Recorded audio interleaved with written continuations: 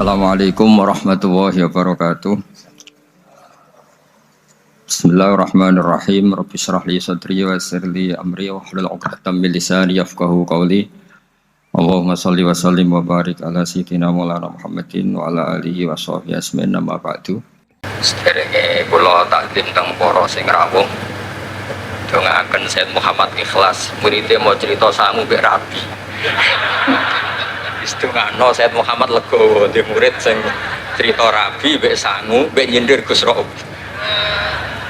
Ingkang kula hormati wonten Gus Raub, wonten Habib Husain, Habib Syekh Abud, wonten Habib Soleh Al-Kafs dan ingkang kula hormati. Kula berpikir begini ya. Kula ikrar guys. Kula tak sering bahasa Indonesia mawon. Kula seikrar-ikrarnya yang diceritakan para saksi tadi, murid-murid beliau adalah benar. Sebab itu kula ikut bersaksi yang membela jenengan sehingga menangi Sayyid Muhammad. Ya ora duwe wajah ganteng kok Sayyid Muhammad. Tapi banggalah nanti mau jenengan mlebu swarga dimodifikasi pun ganteng kowe. Oke, wonten cerita ngeten Habib Husain, wonten orang tanya, Gus kenapa Nabi itu kok ganteng, wali kok ganteng? Sing jawab ya lucu. Kok Nabi mesti mlebu swarga, dadi mrubahe ra akeh-akeh. Dadi mulane sing rapati ganteng kudu ngibadahe sing tenanan karena mlebono swarga wong ra ganteng butuh ekstra salon malaikat. Aniku. Begini Pak Hasan, ini tonggo kula sering ngaji teng Bojonegoro, terus piyambake nggih sakjane ra di rival kalian kula. Begini Pak Hasan, tadi kata Mas Lutfi itu pengganti dari nama sinten Syihab. Itu begini, ada cerita dan ini semua yang tidak menangis Sayyid Muhammad kedah senang karena hadhil millah atau hadatin ini milik yang menyaksikan Rasulullah SAW juga yang tidak menyaksikan. Ini pokoknya kalau bela mayoritas, secara pemilu mesti menang kula karena ini mayoritas. Rasulullah itu begitu mencintai dan begitu rindu sama ikhwani. Mereka kata sahabat, saya ini ikhwanu kayak Rasulullah. Enggak, antum ashabi, kamu itu sahabat saya. Ikhwani adalah man amanabi walam yaroni. Mereka iman sama saya padahal tidak ngerti. Itu hebat luar biasa. Wong tidak ngerti kok iman. Wong ora tau disangoni Sayyid Muhammad kok seneng. Itu hebat. Lah sing biasa disangoni untuk bojo kan seneng wajar. Nggih setuju nggih? Mboten niki kan argumentasi ilmiah. Saya ini lho ini seksine Gus Rob. Saya ini diantara muridnya Mbah Mun yang kompetitor ilmiahnya baik, termasuk kategori A. Kategori A. Masalah ilmiah loh. Nah, masalah ubudiyah kalau biasa. Tapi biasanya saya itu berkah. Nabi itu nggak pernah negur orang yang ibadahnya biasa-biasa saja. Yang ditegur adalah yang ibadahnya berlebihan. Itu Abdullah bin Amr bin As. Ngerti sampai? Yang ditegur sama yang nggak ditegur itu baik mana? Yang nggak ditegur. Nabi itu tidak pernah negur orang yang ngimami pakai kulhu, tapi pakai bakoroh ditegur. Soalnya kalau lagi partai kaum duafa nih, ini suara sadil bonati, tapi ini hak nih. Sehingga dalam banyak cerita dan ini disepakati banyak ulama. Uwais Al-Qarni itu lam yaltaki Rasulullah SAW walam yarohu. Hampir semua riwayat bilang Uwais Al-Qarni itu tidak melihat Rasulullah. Beliau itu sering nangis karena tetangga-tetangganya sudah sowan Rasulullah dan tentu mereka menjadi sahabat karena sudah sowan Rasulullah. Tapi Uwais Al-Qarni di ibu mokongnya ra karuan. Ditinggal lu ra gelem, mokong cerewet ngamukan. Njuk nglayani Uwais Al-Qarni. Uwais Al-Qarni itu lebih berpegangan konstitusi bahwa birrul walidain terutama ibu itu amru Rasulillah. Ummuka. Tapi apa yang terjadi? Uwais Al-Qarni yang tidak pernah sowan Rasulullah digelari khairul qurun Uwais Al-Qarni karena taat ning gone mandate Rasulullah ngene iku khidmah kalian enten ibu. Padahal boten di zamannya beliau sebetulnya menangi zaman Rasulullah, enggak sowan. Maksud kula Pak Hasan, dadi sing ora roh-roh ya aja terus sampean ngrasa luwih tinggi. Nggih biasa mawon, kabeh iku sementing ikhlas ridane Allah Subhanahu wa taala. Nah niki terus Buatan ini masalah konstitusi, soal masalah al-kutub, al-mu'allafah. Saya ini tadi kata Gus Raum, saya itu orang mungkin yang tidak mulazim ke Sayyid Muhammad, tapi kata tadi Mas Lutfi, kalau sanad ke Sayyid Alawi saya tentu lewat Mbah Mun. Itu teman akrabnya bapak saya. Dulu ketika beliau mondok di Mekah itu yang nganter mbah saya, mbah kandung saya, namanya Mbah Sidik. Jadi keluarga saya ya pokoknya muamalah terus musohabah semuanya sama keluarganya Gus Raum itu minal ajdam. Ya sampai kadang beda pilihan presiden, tapi tetap rukun. Karena nganggep itu urusan akidah, ini biasa mawon apa? Biasa. Begini, niki rungokno tenan. Saya entah berapa kali sampai lupa nyetak kitab, tapi bukan nyetak komersial. Saya lagi bukan komersial, jadi ini nggak perlu menyinggung siapapun, nggak komersial. Al-Hajju Fadha'il wa Ahkam itu saya nyetak entah berapa kali, dan semua yang saya kasih Gus Rob itu mesti terus minta dibacakan. Kenapa? Karena semua fikih di Indonesia itu pasti bilang ar-ramyu itu ba'das zawal. Semua takrib, mu'in, i'ana, semuanya pasti ar-ramyu itu ba'das zawal. Kunna natahayyanu fa idza zalati syamsu romaina. Kita ini nunggu zawalu syamsi baru romaina. Ya ramyu yaumil hadi asyar. Ketika ada peristiwa mu'assim, terowongan Mina, karena jutaan orang ke titik yang sama di jam yang sama. Sama lagi jutaan orang ke titik yang sama di jam yang akhirnya Sayyid Muhammad memberanikan diri fatwa secara terbuka bahwa boleh romyu keblas zawal. Mereka mesti komplain, iki kita apa? Sampai komplain, saya bilang ini yang ngarang putune Kanjeng Nabi. Kabeh bantah. Tak didono takbir, dan beliau cara ngendikan masuk akal. Ya ini sing sering haji napa mari sakniki haji yo wonten sing bisnis bareng pokoke sing haji lah niki cerita. Sing haji, sing bisnis sing haji tenan pokoke haji.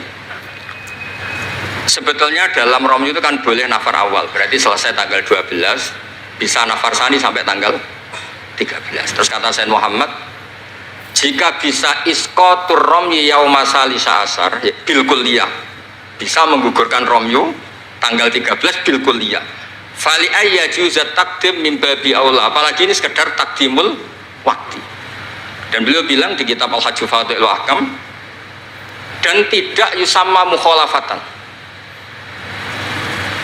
Kenapa ada mukhalafah? Itla ilzama fihi bitasrah, karena Rasulullah tidak mengendikan bahwa ini harus begini. Itu hanya fi'lu. Fi'lu bisa ya dulu alal jawaz, bisa alal aulawiyah, nggak ada jaminan kalau itu syarat apa? Sah. Terus akhirnya orang tuh ayam semua, tenang semua. Berdasar fatwa Sayyid Muhammad yang kita sosialisasikan. Saya baca itu berkali-kali. Jadi saya cerita, jadi ini benar-benar cerita naskahnya Sayyid Muhammad. Orang cerita sanggup. Terus kedua, tawaful haid. Saya sering ketemu orang-orang yang nekuni medis. Gus, kalau kita pakai obat itu kadang masalah, ada efek samping gini-gini. Padahal kalau kita nunggu suci kayak cerita Sayyidah Aisyah, Rasulullah itu pimpinan. Mereka pasti ikhlas disuruh nunggu Sayyidah Aisyah sampai suci, kemudian tawaf ifadah. Tapi ini kan kita orang kebanyakan. Hotelnya kalau lama-lama ya kita tidak kuat bayar, kena komplain. Pesawatnya juga gitu, kalau lama-lama juga kena komplain, bisa pulang kan. Dan itu kata Sayyid Muhammad sederhana ketika beliau menyarankan tawaful haid itu intikal madhab saja, atau tidak usah intikal. Kalau mendekati waktunya habis langsung tawaf, tapi nunggu waktunya mepet, karena dengan mepet berarti statusnya darurat, atau statusnya darurat. Terus kata beliau dengan entengnya ngendikan di mana-mana yang namanya wajib atau syarat sah itu ya ma'al kudroh. Ini tidak kudroh berarti syarat itu hilang. Di mana-mana syarat menjadi syarat ya kalau kudroh. Ini tidak kudroh ya berarti syarat itu hilang. Sehingga terus kita nyaman tawaful haid. Itu di kitab Al-Hajju Fadha'il Ahkam. Bisa dicek bahasan halaman 115 itu. Ini bukan cerita Malaysia, cerita tek. Jadi buat ini serius. Karena tadi kan orang-orang bisa guyon cerita nikah, berarti Anda tukang nikah. Nah kalau sekarang guyon karena ilmu, berarti Anda mubarak betul. Cerita nikah ya iso guyu, cerita ilmu iso guyu, berarti waras sampean. Ternyata bisa senang dengan ilmu, bisa senang. Yang relax saja.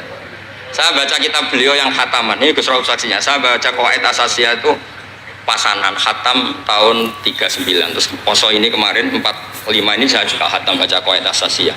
Dulu itu karangan Sayyid Alawi namanya Zubdatul Itqan. Di era Said Muhammad disebut Al-Qawaid Al-Asasiyah fi Ulumil Quran. Saya ngajar di Sarang ya kitab itu di pondoknya Gus Sufur.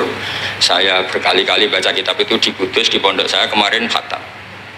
Terus kitab beliau yang saya senang sekali diantaranya tentu Mafahim Yajibu Antus Soha. Tadi Mas Lutfi cerita betapa repotnya Said Muhammad ngadepi Wahabi. Tapi di Indonesia saya sering cerita ke mereka, bahkan sebagian yang berfaham itu di kota banyak yang menjadi minna.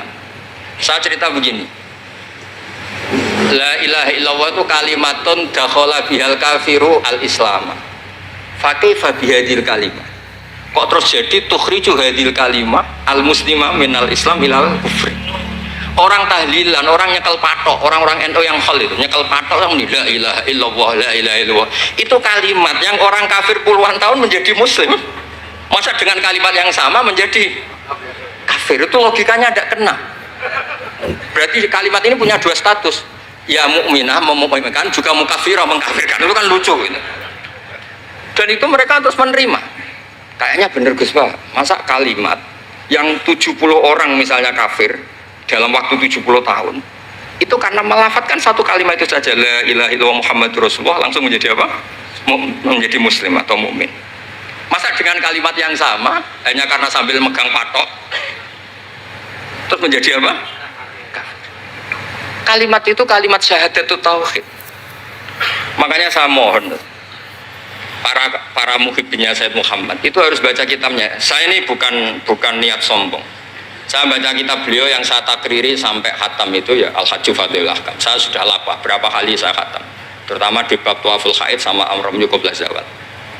Terus Mafahim Yajibu Antus Soha, Qawaid Asasiyah, Mafhumut Tatawur wa Tajdid. Terus yang kitab-kitab paling modern terakhir karangan beliau itu Sirah Nabawiyah, syaratnya Alfiyatus Sirahnya Zain Al-Iraqi. Terakhir Mu'alafatus Sayyid Muhammad. Dan saya yang sering juga sinau itu Manhajus Salaf fi Fahmin Nusus. Itu juga termasuk kitab yang sering saya pelajari. Sehingga belajar betul Mas Hasan, boten main-main, belajar betul ya. Maksudnya kalau tidak bisa tak cari di kamus. Kalau nggak bisa semua bukan niat sombong. Pakai sarana saya ini kan bapak saya itu hafal Quran, buyut-buyut saya ini mungkin termasuk orang yang nekuni Quran. Jadi saya kalau nggak paham, ya Allah kita ibadah pantas. Tiang butuh Quran ini jenengan terus mau ora paham kita ora pantas gitu. Nah, ya akhirnya paham itu. Nah, dari sekian cerita yang difahami nufus, nah ini supaya sampean clear ya. Saya mohon semohon-mohonnya. Jika jenengan pilihannya berpakaian seperti ini oke lah. Yang berpakaian ala Rasulullah atau ala Arab terserah lah istilahnya, nggih monggo. Tapi yang berpakaian ala Jawa gini, saya masih ingat takbir itu di halaman 423 di Manhajus Salaf fi Fahmin Nusus. Itu beliau ngendikan gini, wa kanat sunnatu Rasulillah sallallahu alaihi wasallam annahu yatamu ma yajiduhu fi ardi wa yalbasu ma yajidu wa yarkab ma yajidu mimma abahahu wa famanis ta'mala ma yajiduhu fi ardi fawa al-muttabi' li sunnah kama annahu hajjal baita min madinati faman hajjal baita min madinati nafsi fawa al-muttabi' li sunnah wa ilam tarpun hadil madinah tilka. Saman cek itu insya Allah lafadznya itu persis, bukan karena saya pintar atau cerdas, memang saya tekuni. Aku raiso seneng terus masang foto tok itu tidak bisa, saya tidak jenis seperti itu. Terus seneng ngenang di sangon itu orang iso, saya itu sebenarnya nggak bisa. Tidak bisa, saya tidak jenis itu. Saya itu ya sering dikasih uang Mbah Mun, Gus Rauf saksinya, tapi ya saya ngenang beliau itu ya kitabnya tak pelajari al-ulama tak baca depan santri saya khatam. Saking senengnya saya Mbah Mun ke Said Muhammad sama beliau punya karangan Maslakut Tanassuk bil ittisalat li Said Muhammad, Maslakut Tanassuk al-Makki fil ittisalat bi Said Muhammad al-Maliki. Saya baca khatam. Saya sampai lupa entah berapa kitabnya Said Muhammad saya baca khatam dan ada takrirannya. Takriran ini penting karena argumentasinya ilmiah. Misalnya begini, kalau orang ke kuburan kemudian agak diluk, dianggap suratus sajidin li makhlukin, suratus sajidin li makhlukin. Maka kata Said Muhammad kadang jawab ya lucu, berarti orang yang koinnya jatuh, koin duit receh. Kalau saya kan mungkin sudah kaya uang kayak itu koin jatuh tidak tak ambil, kalau sampean itu kan masih diambil. Itu kan mesti fisuroti sajid atau fisuroti roke. Lah kalau itu dianggap murtad, semua orang yang ngambil HP-nya jatuh itu semuanya Murtad karena ada suratus sujud li makhlukin, apalagi ini makhluknya koin. Nah ini bukan guyon, ini data ya. Maksudnya tak baca di sini karena memang saya profesional. Kalau tapi jangan ngundang saya, yang berang saya Gus Robi itu pun sekali ini perjanjian. Saya ini punya buyut-buyut Habib Husain Babut. Buyut-buyut saya itu tukang uzlah. Jadi saya termasuk kiai yang nggak suka diundang. Paling saya hanya ke Pasuruan karena Kiai Hamid Pasuruan itu sepupunya mbak saya. Ke Gus Robi karena putranya guru saya. Pernah diundang Gus Kafabi karena agak-agak dipaksa. Mbah Mun itu ngaji di Pak Karim, berarti jenengan cucu murid. Waduh. Kok pakai ancaman ini Pak? Wah ya sudahlah, saya nurut tuh. Saya nurut, tapi saya bilang begini, saya ini punya pondok Quran, sering deres Quran. Tadi kata Gus Rauf sering deres Quran, sering nyemak Quran. Ya monggo kalau berani menanggung hisab itu. Akhirnya terus sekali aja, karena resiko juga kan mengganggu orang yang deres itu. Buatan ini buatan ancaman, buatan cerita maupun buatan saya biasa. Nah ini saya baca beberapa teks yang supaya jenengan ngerti. Ketika Sayyid Muhammad mencintai Imam Malik itu beliau sampai punya karangan Imam Mudairil Hijrah Malik bin Sabri, sekian cerita betapa Sayyid Muhammad itu mencintai Imam Malik. Makanya beliau dengan gelar Al-Maliki.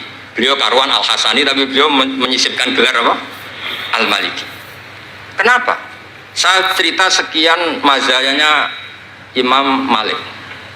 Imam Malik itu tidak berpendapat kalau ba'da sholatil asri masuk masjid itu disunatkan sholat, karena bagaimanapun itu waktu ba'dal asri meskipun ada sebab mukorin yaitu masuk masjid. Tapi beliau ada anak kecil, di sini ada tabirnya, ada anak kecil bilang ya syekh kum farkah, kamu ini sudah syekh sudah kiai masuk masjid dan sholat tahiyatul masjid, kum farkah.